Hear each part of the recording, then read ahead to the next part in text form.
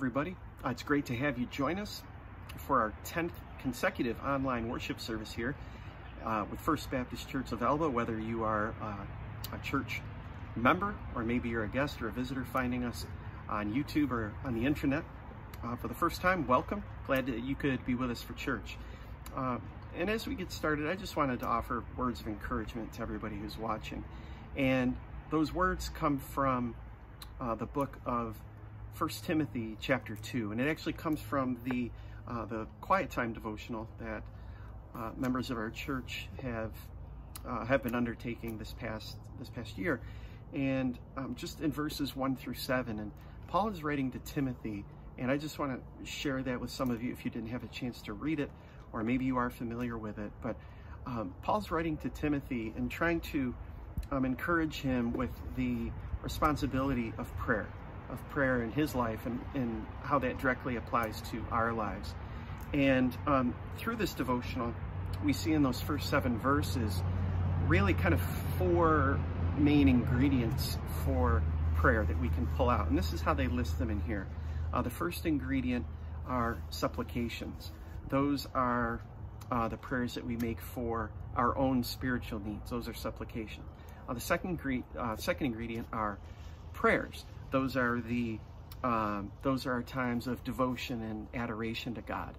The third ingredient are what they call intercessions, when we intercede, and those are prayers for somebody else. And we certainly have those people who are on our hearts and minds in our church family. And if you are a guest, a visitor today, you're not familiar with the First Baptist Church of Elba family, you have concerns in your heart and your mind too, folks, and situations and people that you are bringing before God on their behalf. So that's the third one. And the fourth one is just simply those prayers of giving thanks, those thanksgiving prayers for looking back for what God has done already. So we kind of get that recipe for prayer, those 4 things. So again, supplications, those are prayers on our own behalf, and we have general prayers, just our devotion and adoration for God, and we have intercessions, which are prayers where we're interceding for others, and then our giving thanks, our prayers of thanks to God for what he has done. So just let that encourage you this week. We hear news about the current situation in our state, in our country, and things may be starting to open up in public and with businesses and other, hopefully some social gatherings and events. Whatever comes of that, we know that we can bring all of it before God. So when we say, encourage you to be praying in those situations, think of those ingredients in that recipe for prayer. Is it a supplication? Is it a general prayer of adoration, devotion? Is it an intercession for someone? Or is it a prayer of thanksgiving? Are we giving thanks to God for what he has done and also looking ahead to what he'll continue to do? So just be encouraged. Stay active in your Bible reading. Be ready for today for the sermon Pastor Michael has prepared. And know that Pastor Michael Davis and your deacons at First Baptist Church, your leadership, are praying for you. We're praying for situations, so many things, and when we can be together again.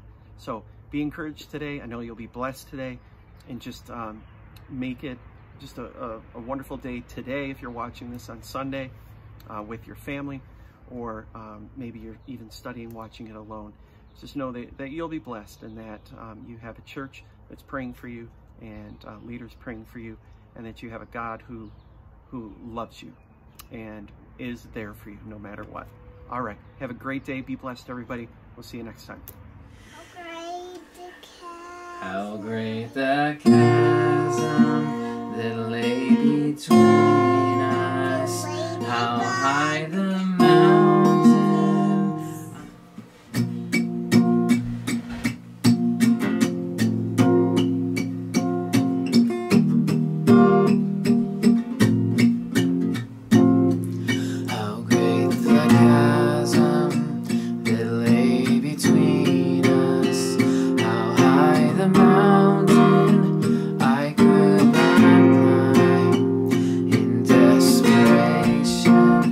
I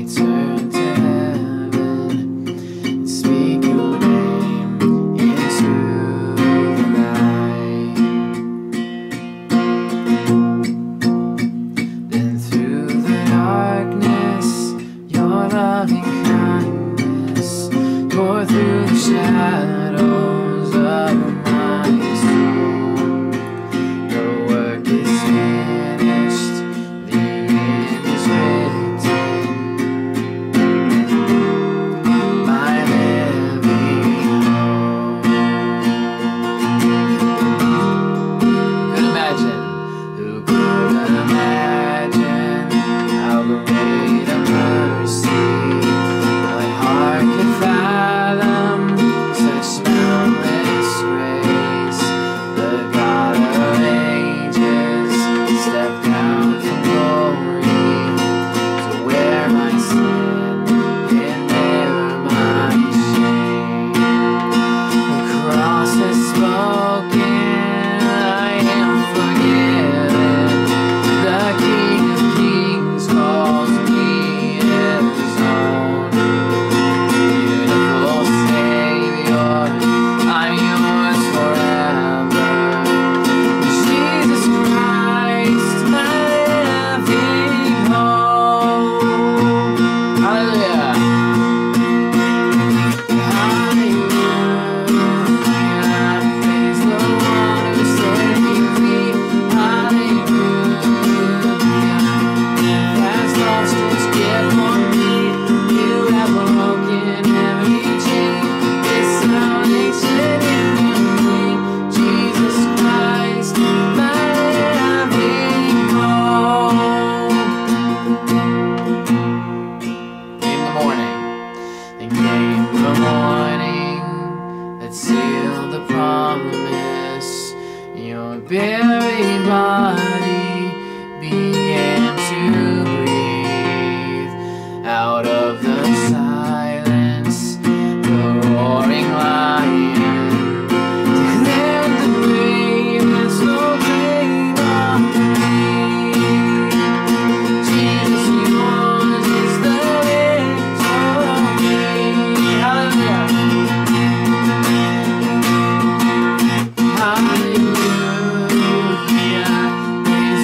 Hallelujah. Praise the one who set me free.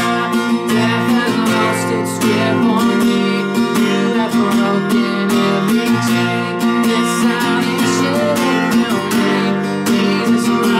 salvation in your name, Jesus Christ, my living hope.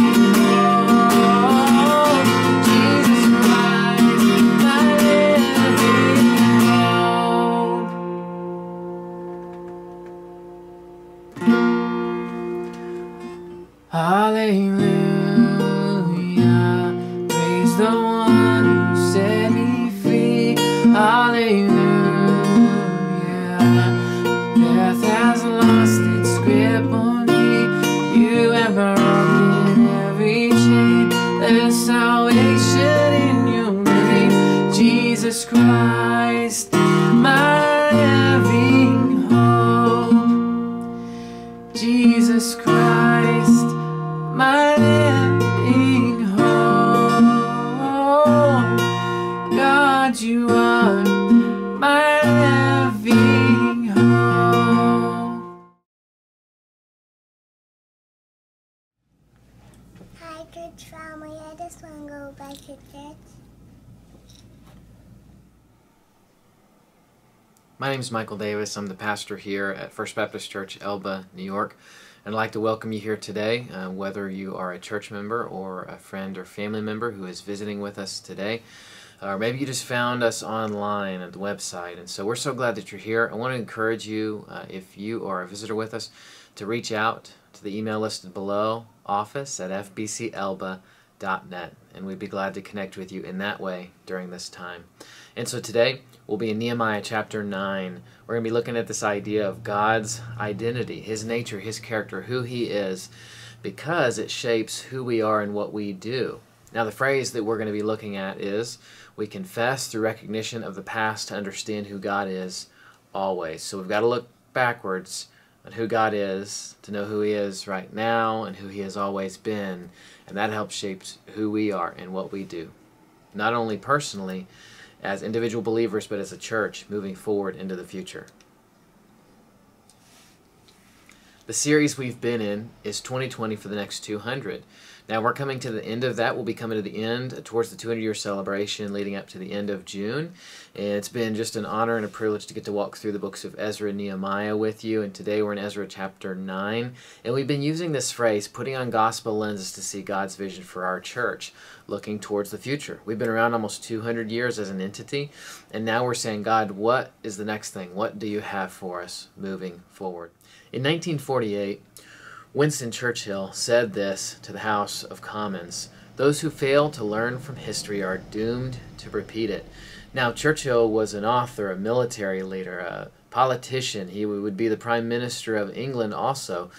And he led the people through World War II, and almost out of a certain defeat scenario.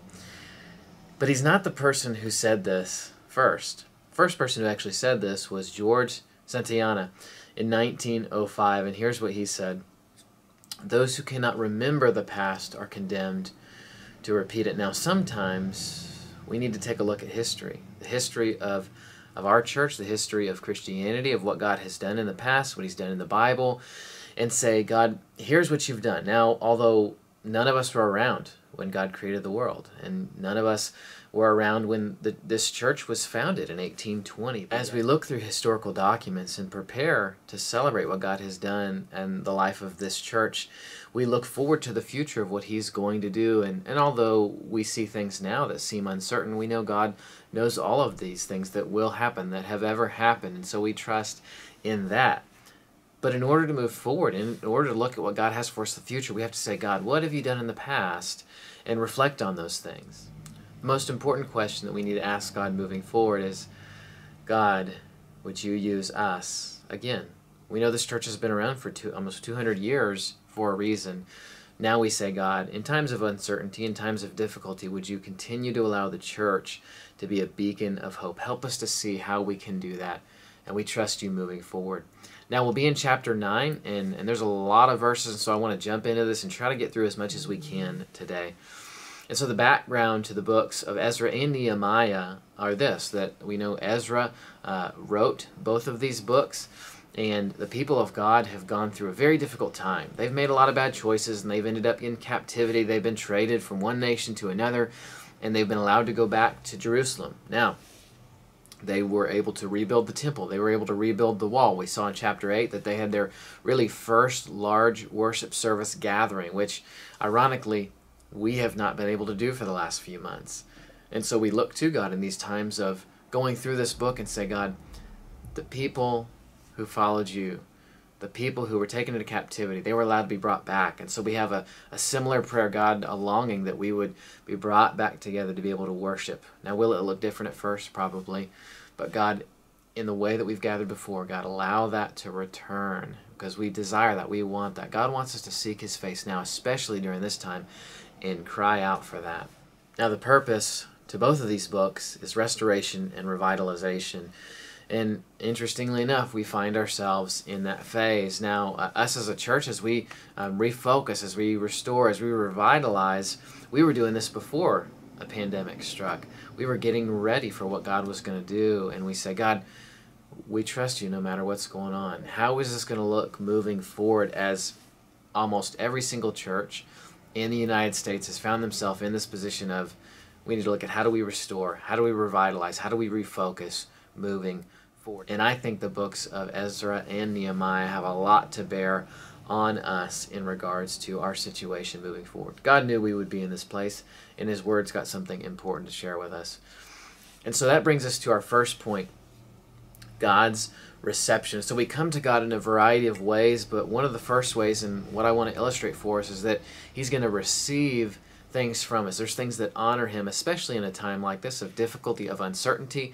As the people of God have just been able to have their first large worship service gathering again, here's some things they're going to do. And so the first thing is found in verse 1. It says, "Now on the 24th day of this month, the people of Israel were assembled with fasting and sackcloth and with earth on their heads." Now, fasting, this was a posture that they took, fasting and sackcloth with earth on their heads. Now that may seem strange. Why do they put dirt on their heads? Well, that was a regular practice. It was a position of humility to wear sackcloth, to put dirt on your head while you are fasting and seeking the Lord to remove everything else that would distract you. Now, fasting is not a popular concept today. In our culture, we like food. We're Baptists. We like potlucks. And so that's normal.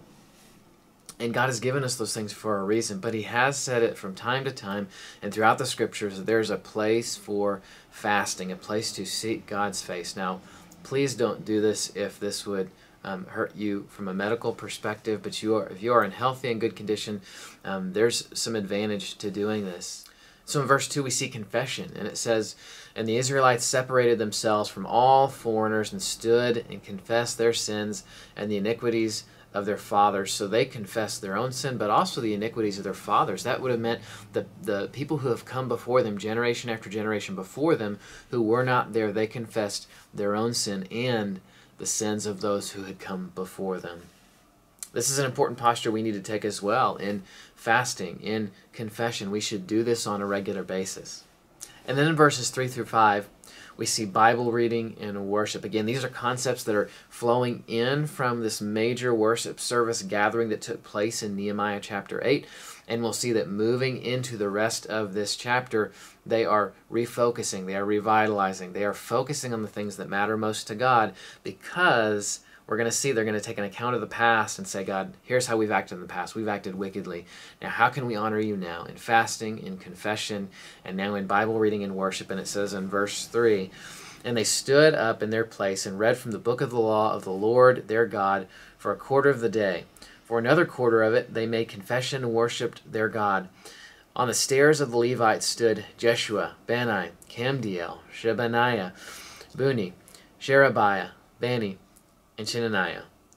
And they cried with a loud voice to the Lord their God. Then the Levites, Jeshua, Kadmiel, Bani, Hashbaniah, Sherebiah, Hodiah, Shebaniah, and Pethiah, said, Stand up and bless the Lord your God from everlasting to everlasting. Blessed be your glorious name, which is exalted above all blessing and praise." Now here's the phrase we want to remember. We confess through recognition of the past to understand who God is always. So it's a refocus. It's a restart for them. In a lot of ways, we're looking at many of the same things.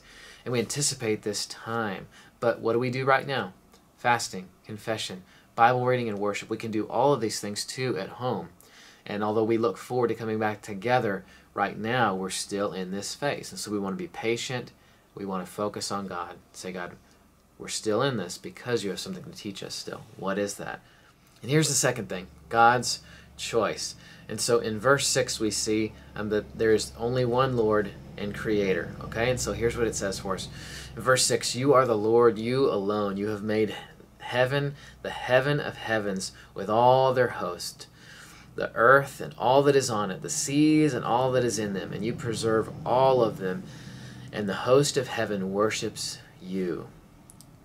So I want to look at this word Lord here. And so if you look at different places in the Bible, and there's different uses of God or Lord, and we see that there are different words which represent different things. And so if you look at it in the original language, the word Lord here is Jehovah, and it points us to this idea of this existing one, or always existing one, because time does not bind God.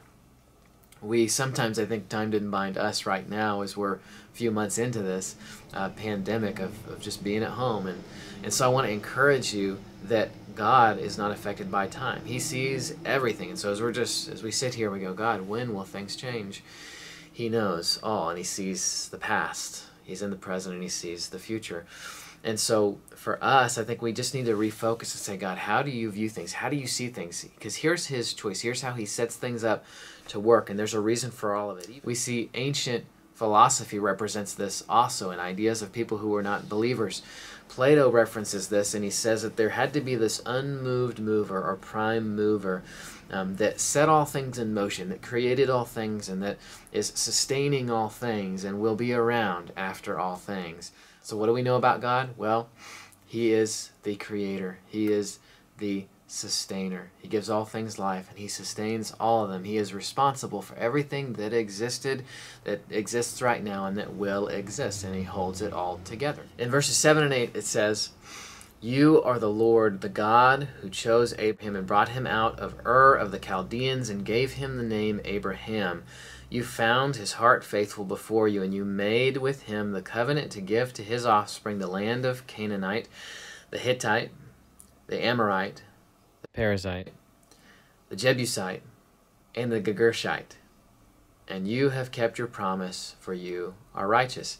Now we see that God chooses right. He keeps his promises. And so the things that he does, the choices he makes, are because he sees all things. And so we see that he chooses rightly. And here's the proof. Abraham was faithful. Now, we see that people are put in places of leadership, they're given opportunities, and they make mistakes and they fall. But a proof that God chose the right person to make the father of many nations is that Abraham was faithful. He changed his name. He said, here's who you're going to be. Now we see that God does this all throughout the scriptures. He says, here is who you are going to be. I'm going to change your name and I'm going to give you a new purpose, because he makes us new. He makes all things new. And the other thing we see is that God keeps his promises because he is righteous. We break our promises all the time, don't we? Sometimes we even say things to our kids like, we're going to go and we're going to do this, or we're going to go and I'm going to get you ice cream at this place, or oh, but I'm sorry we ran out of time, or oh, this happened. So our kids see this, we see this, we break our promises. But God is righteous and he always keeps his promises. Now here's the phrase that we need to remember. We confess through recognition of the past to understand who God is always. Here's the third thing.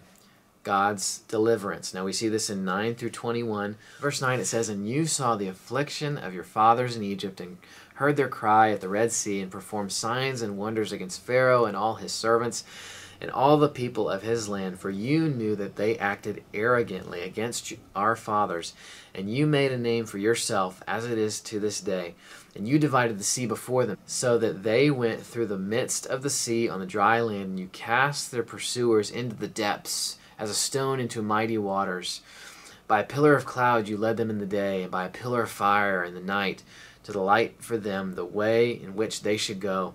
You came down on Mount Sinai and spoke to them from heaven and gave them right rules and the true laws, good statutes and commands, and you made known to them your holy Sabbath and commanded them commandments and statutes and a law by Moses your servant. You gave them bread from heaven for their hunger and brought water for them out of the rock for their thirst. And you told them to go and to possess the land that you had sworn to give to them. So here are things we see, and this is really the first part of deliverance for the people of God in this story about being delivered from Egyptian oppression. And they're delivered from this outward enemy, the Egyptians, Pharaoh, the people who are in this position to oppress them. And in verse 9 we see that he hears us. Isn't that good news? So from the time of the Old Testament to now, God hears us. He hears and he sees all things. And then in verse 10, we see that he displays his greatness. He makes much of himself. Now we see this all around us. We see this in a sunrise, in a sunset, on a mountaintop, at the ocean. We're reminded of God's greatness always. Now, for this time period for deliverance, God performed mighty signs and works, but yet we still see the work of his hand in creation today. In 11, he parted the sea. Now, what a miraculous thing. Now, we see these in children's books and about the Bible, and you'll see this as a common theme. The waters were parted. I shared the story with Alana yesterday, and we got to read that together, and I said, and God parted the waters. Moses led the people. The waters were parted. Great Sea was parted.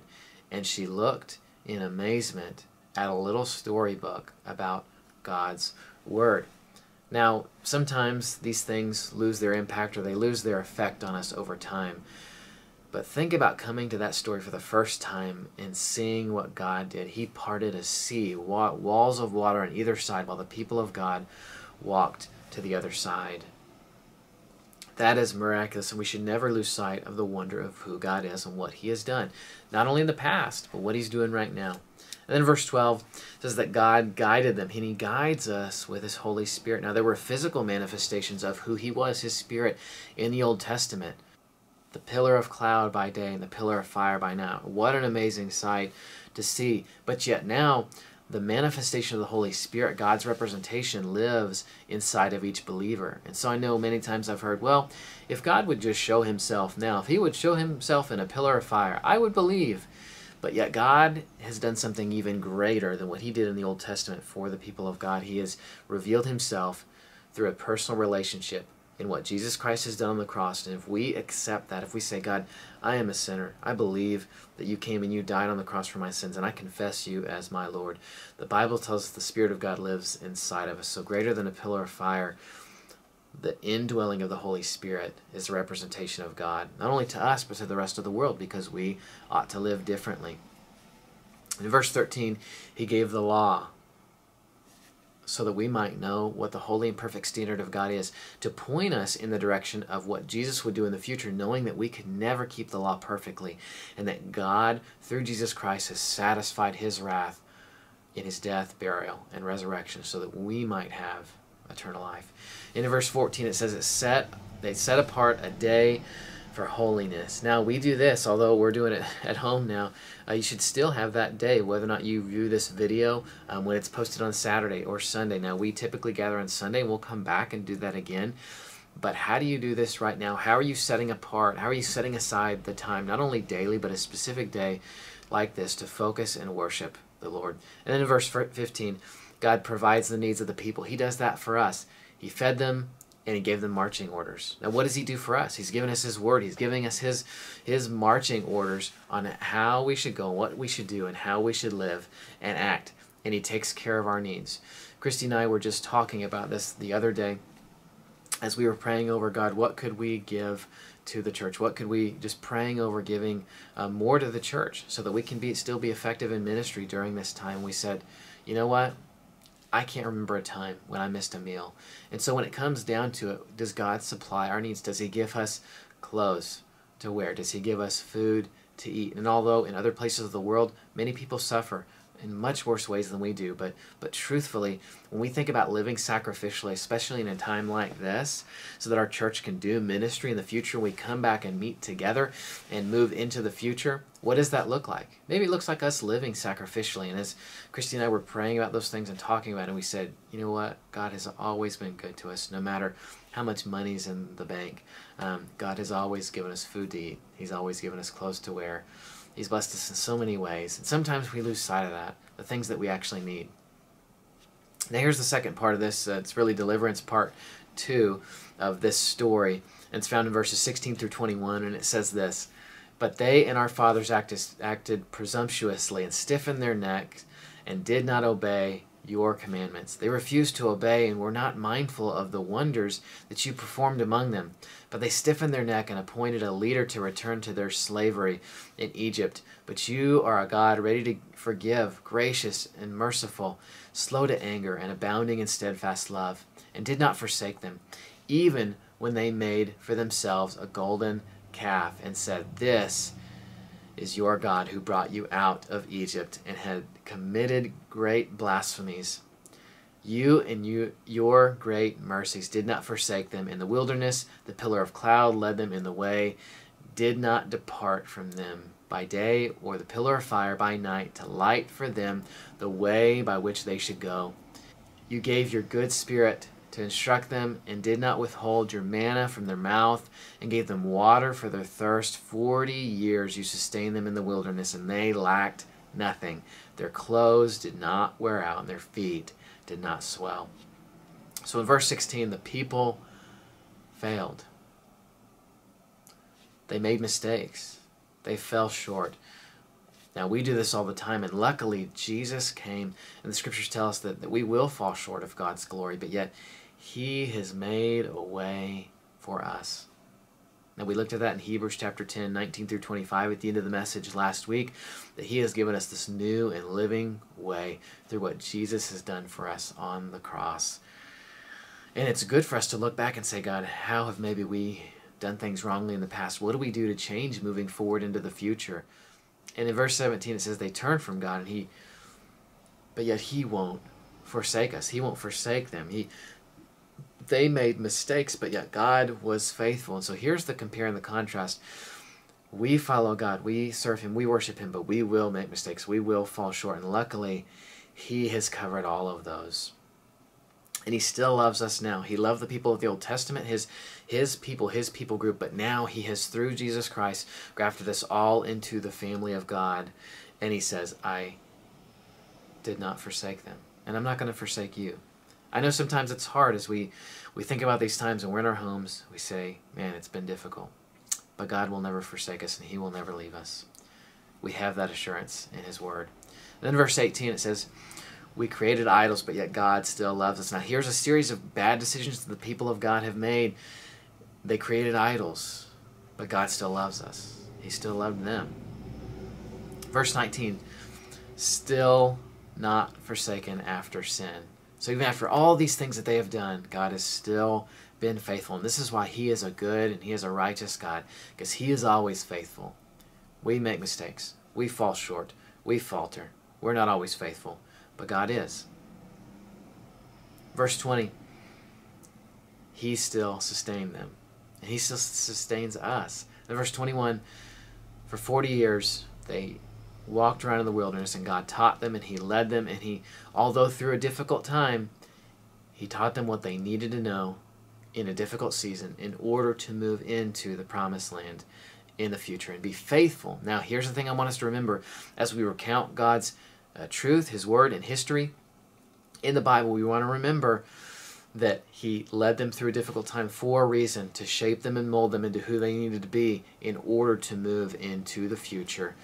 And when they did, they didn't hesitate to do what was right and to be faithful. And we need to think about that moving into the future. And here's the fourth thing, God's blessing. It's good news for us, God's blessing and the promised land as they moved into it. And it says in verse 22, and you gave them kingdoms and peoples and allotted to them every corner, so that they took possession of the land of Sihon, king of Heshbon, and the land of Og, king of Bashan. And you multiplied their children as the stars of the heaven, and you brought them into the land that you had told their fathers to enter and possess.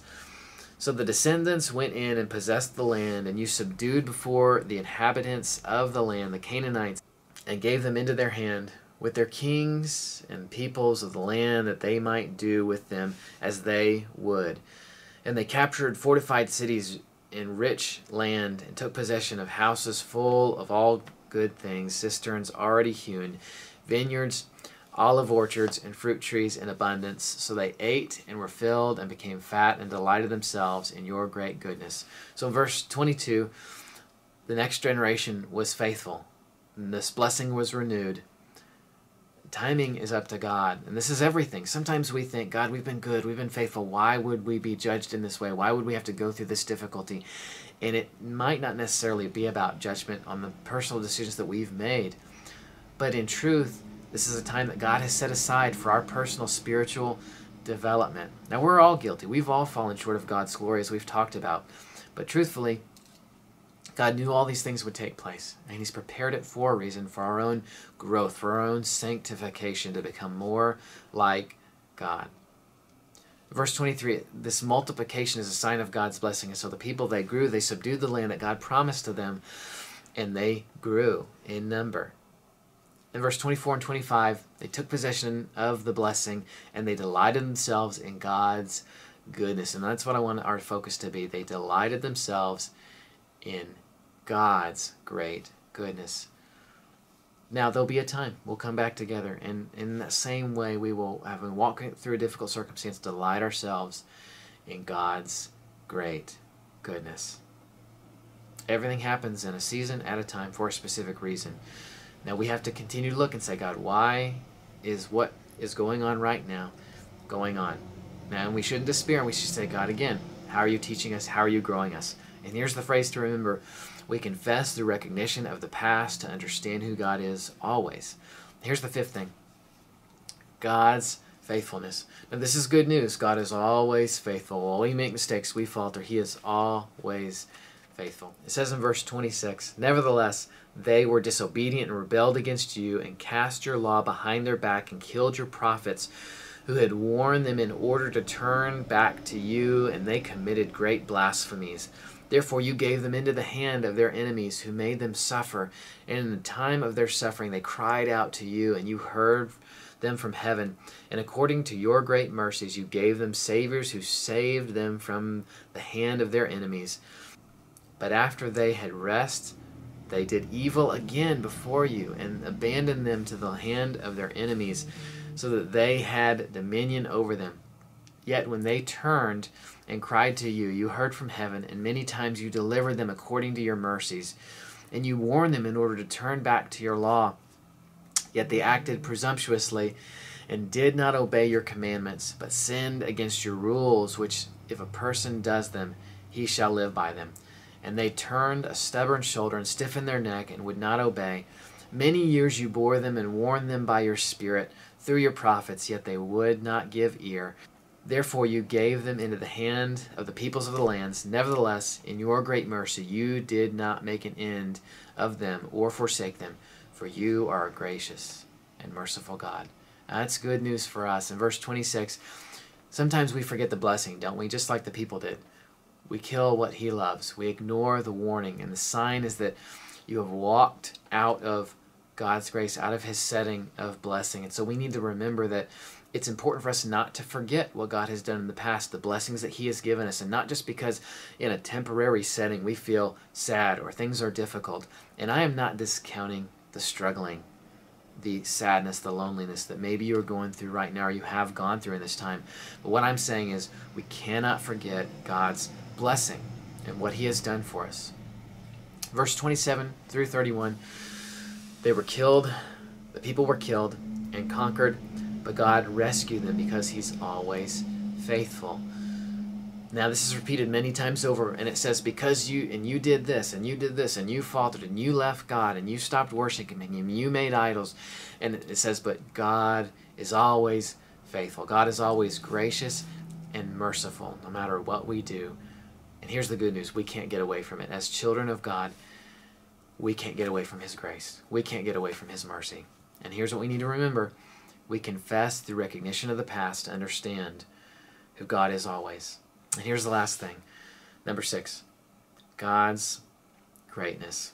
In verse 32 it says, now therefore our God, the great, the mighty, the awesome God who keeps covenant and steadfast love, let not all the hardship seem little to you that has come upon us, upon our kings, our princes, our priests, our prophets, our fathers, and all your people, since the time of the kings of Assyria until this day. Yet you have been righteous in all that has come upon us, for you have dealt faithfully, and we have acted wickedly. Our kings, our princes, our priests, our fathers have not kept your law, or paid attention to your commandments and your warnings that you gave them. Even in their own kingdom, amid your great goodness that you gave them, and in the large and rich land that you set before them, they did not serve you or turn from their wicked works. Behold, we are slaves this day in the land that you gave to our fathers to enjoy its fruit and its good gifts. Behold, we are slaves, and its rich yield goes to the kings whom you have set over us because of our sins. They rule over our bodies and over our livestock as they please, and we are in great distress. Because of all this, we make a firm covenant in writing on the sealed document are the names of our princes, our Levites, and our priests. So in verse 32, God is always great. Now there's this plea for help in a short history of what's taken place in conquering forces of Assyria, but yet they've gone through Assyrian, Babylonian, and Persian captivity throughout all this time. Another nation conquers this nation conquers this nation, but what stays the same is God's faithfulness, and that he has kept this remnant of the people of God not only for his own purposes, his own glorification, but so that they might be blessed again to go back to the land. And that's what they did. They went back to Jerusalem. They rebuilt the temple. They rebuilt the wall. And in chapter 8, we see the first worship service. And now in chapter 9, they recount all the things that God has done. And they've said, we've made mistakes. We've messed up. But yet, God, you have always been faithful. And that is one of the things that we can always count on. God is always faithful. No matter what we do, no matter what takes place, we rest on these truths. And then verse 33, God, again, he always acts faithfully. Even if we act wickedly, his response does not change to who we are. Now, maybe when your kids done something in the past, they make a mistake, they fall short, because we're sinful and because we make mistakes. We're not God. We're not righteous. And so sometimes, I think of the other day, Alana did something and I said, Alana, why did you do that? I got frustrated. Maybe I didn't act in the best way. And I had to go to her and I said, Alana, Dad sometimes makes mistakes, and he doesn't always act the way that he should. And if you do something wrong, I should always still treat you in love. And you know what? Even when you do make mistakes, I still love you. And so I had to understand this, and I had to give her this recognition and this understanding that I'm going to make mistakes. I fall short. I'm not a perfect man. I'm not God. Would you forgive me? She said yes. And then I pointed her to God and I said, honey, Dad's going to make mistakes.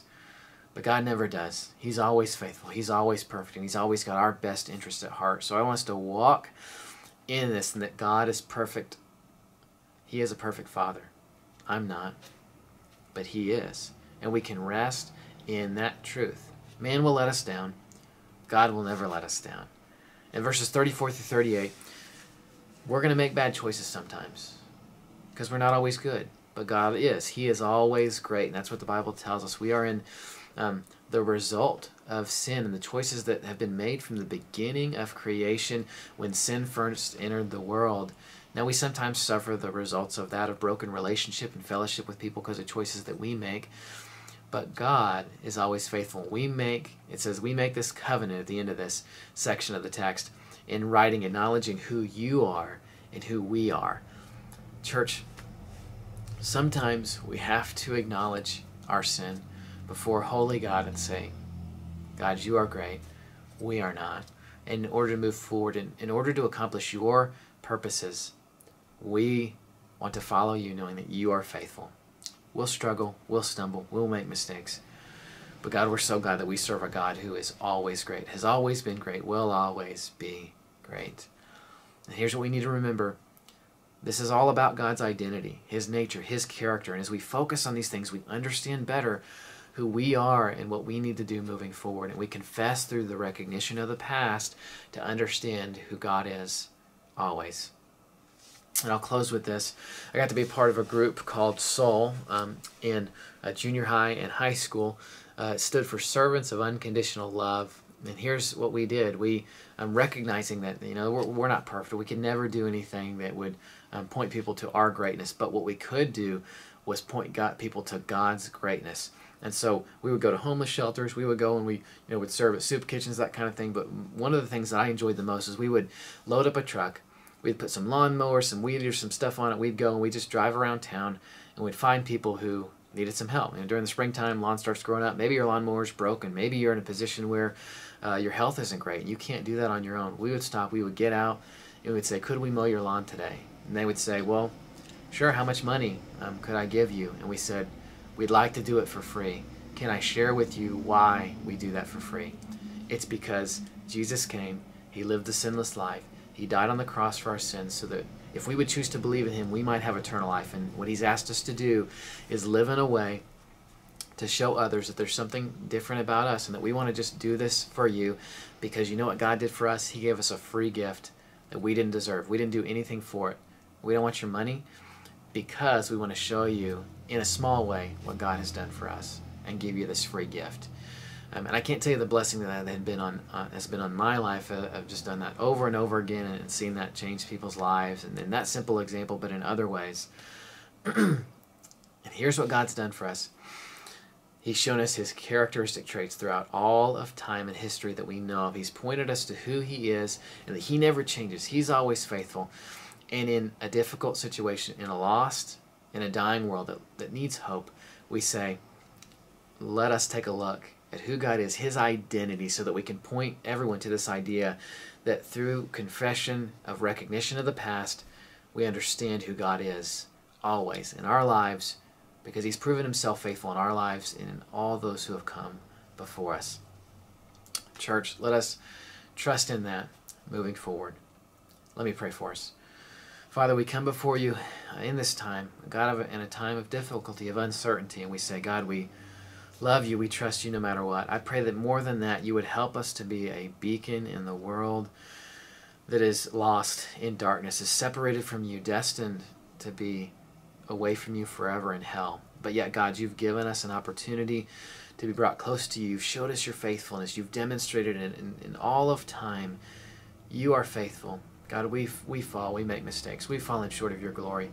But you have given us hope through your Son, Jesus, in his death, burial, and resurrection on the cross. I pray that if there are those here today, that they would reach out, that we could meet those needs that they have, but more than anything, that you would meet the need of their hearts to trust in you as their Lord and Savior.